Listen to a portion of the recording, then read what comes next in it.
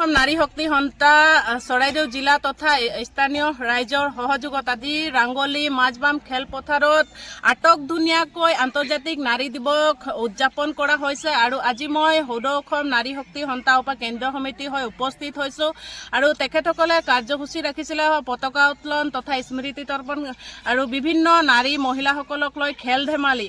আৰু সঁচাকৈ এনেকৈ এটা অনুষ্ঠান আমাৰ নাৰী সমাজখনে আজি যিহেতু নাৰী দিৱস তেখেতসকলে দেখুৱাই দিব পাৰিছে যে নাৰীসকলেও কম নহয়, কাৰণ এই সমাজত ওলাই এনেধৰণৰ অনুষ্ঠান অনুষ্ঠিত কৰিব পাৰিছে। আগৰ দিনৰ নাৰীসকলে লাঞ্ছিত বঞ্চিত পীড়িত শোষিত হৈ আছিলে বুলি আজিৰ দিনটো আমি উদযাপন কৰোঁ, কিন্তু এতিয়া আমাৰ নাৰীসকলে বিভিন্ন স্থানত আমি দেখিবলৈ পাওঁ লাঞ্ছিত বঞ্চিত শোষিত পীড়িত হোৱা। কিন্তু আমি সদৌ অসম নাৰী শক্তি সন্থা হৈ এই সকলো নাৰীসকলক উদ্ধাৰ কৰাৰ আমি অহৰহ কষ্ট আৰু প্ৰচেষ্টা আমি চলাই আছোঁ।